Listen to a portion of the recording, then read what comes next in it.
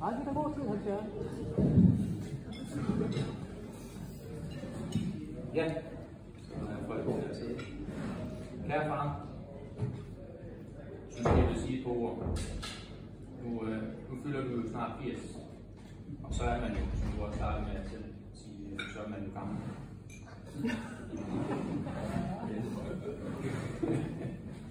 Ja, man kan sige, at nu har jeg valgt en ældre kategori, og så vil jeg sige, at når man runder det her hjørne, så er man gammel.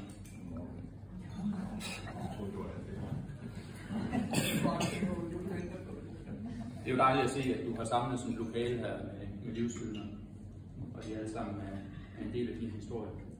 Det synes jeg ikke bare. Det er dejligt, det er herligt at se.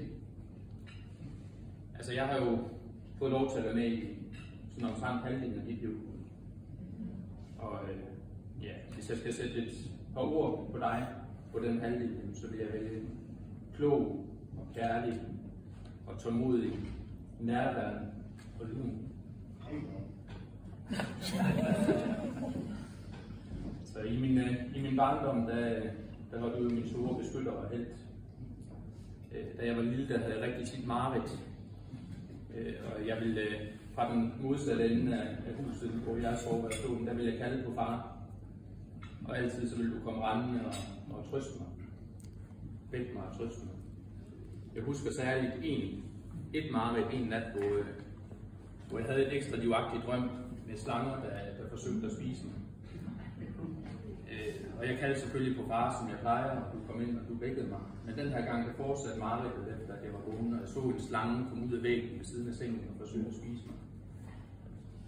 Og jeg må have været fuldstændig panikslagen, fordi du slog i luften, der hvor slangen den var, og puff, så forsvandt den som damp. Det synes jeg er en rigtig heltegerning. Det har jeg aldrig glemt, det har jeg aldrig glemt derfra.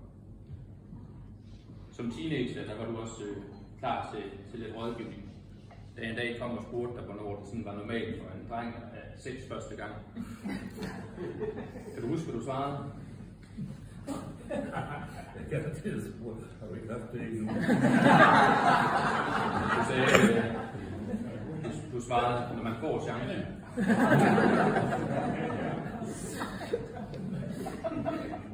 Altså igennem mit liv, der har du altid været der, støttet mig og hjulpet mig, også når livet har været svært. Og jeg sætter pris på de snakke, vi har, fordi du har altid fået mig til at føle mig elsket og værdifuld. Jeg kunne ikke ønske mig en bedre far, og det er også en kæmpe stor fornøjelse at se nu her, at du de senere år har ført den tradition videre og været en fantastisk bedstefar for mine nevøer. Og at du den dag i dag stadigvæk er der, når folk har brug for dig, både familie og venner. Så det synes jeg, det er meget dumt.